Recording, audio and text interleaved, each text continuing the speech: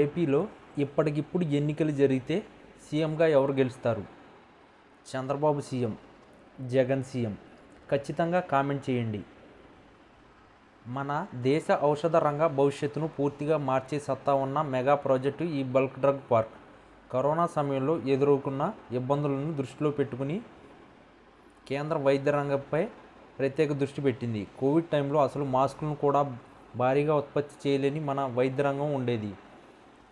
భవిష్యత్తులో వైద్యపరంగా ఎట్లాంటి విపత్తునైనా ఎదుర్కొనేందుకు కేంద్రం ప్రత్యేక ప్రణాళికను రచించింది. అందులో భాగంగా దేశంలో అతిపెద్ద బల్క్ డ్రగ్ పార్కును ఏర్పాటు చేయాలని భావించింది. దీనికోసం దేశంలోని అనేక రాష్ట్రాలు పోటీ పడ్డాయి. కానీ 3 రాష్ట్రాల నుంచి ప్రతిపాదనలు నచ్చిన కేంద్రం వారికి ఆ అవకాశం కల్పించింది. ఆంధ్రప్రదేశ్, గుజరాత్, హిమాచల్ ప్రదేశ్లో ఈ బల్క్ డ్రగ్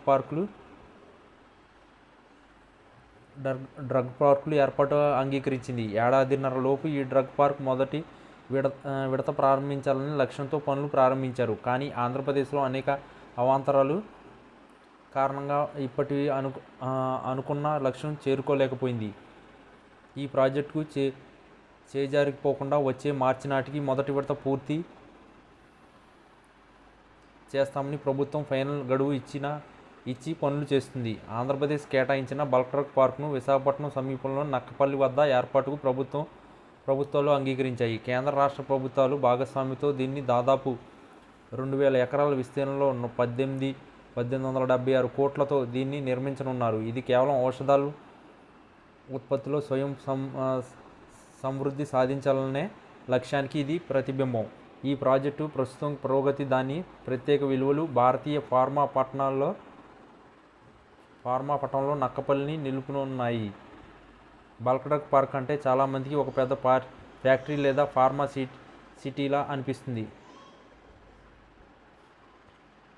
కానీ దాని ప్రాముఖ్యత అంతకు మించి ఉంటుంది. అసలు మెడిసిన్ పని చేయడానికి గల ప్రధాన కారణం అందులో ఉండే బల్క్ డ్రగ్ లేదా యాక్టివ్ ఫార్మాస్యూటికల్స్ ఇంగ్రీడియంట్. ఒక ట్యాబ్లెట్లో మందు చాలా తక్కువగా మోతాదులో ఉంటుంది. కానీ ఆ ట్యాబ్లెట్ ఆకారం, రుచి అన్ని వాతావరణాలకు తట్టుకునేలా ఉండేందుకు మరికొన్ని పదార్థాలు కలుపుతారు. ఈ బల్క్ డ్రగ్ను పెద్ద ఫ్యాక్టరీల్లో రసాయనిక చర్యల ద్వారా తయారు చేస్తారు. వాటిని శుద్ధి చేసి నాణ్యత పరీక్షలను తరువాతే మందులు తయారు చేసే కంపెనీలకు పంపిస్తారు.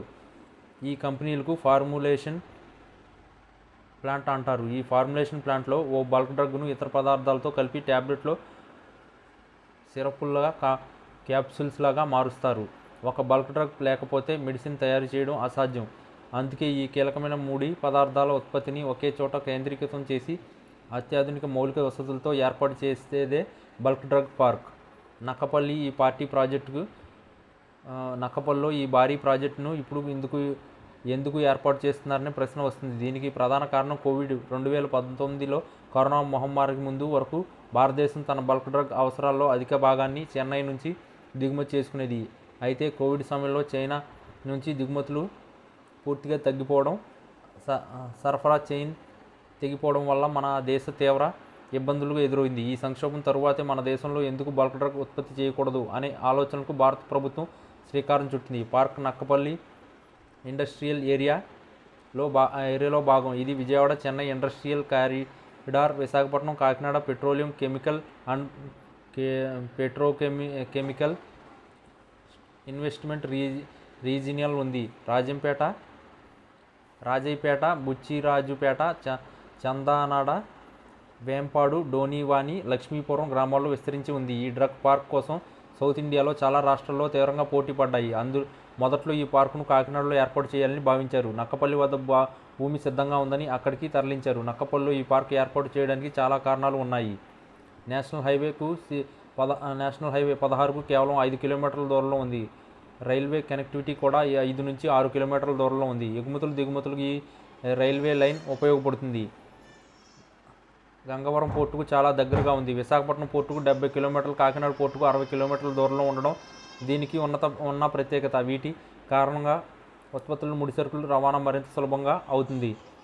పారిశ్రామిక అవసరాల కోసం ప్రత్యేకంగా ఇండస్ట్రియల్ పవర్ గ్రిడ్ ఉంది. భవిష్యత్తులో పునరావృత ఇంధనం వనరులు కూడా దీనికి అనుసంధానం చేస్తారు. రసాయన పరిశ్రమలకు అత్యవసరమైన నీటి సరఫరా కోసం ఏలూరు కాలువ ఉండనే ఉంది. ఈ ప్రాంతానికి సమీపంలోనే ఉన్న హెర్టోరో దివీస్ ల్యాబ్, లాల్స్ ల్యాబ్ వంటి ప్రముఖ ఫార్మా కంపెనీలు ఇప్పటికే ఉన్నాయి. ఇవి ఈ బల్క్ డ్రగ్ పార్కులో కీలక పాత్ర పోషిస్తాయని భావిస్తున్నారు.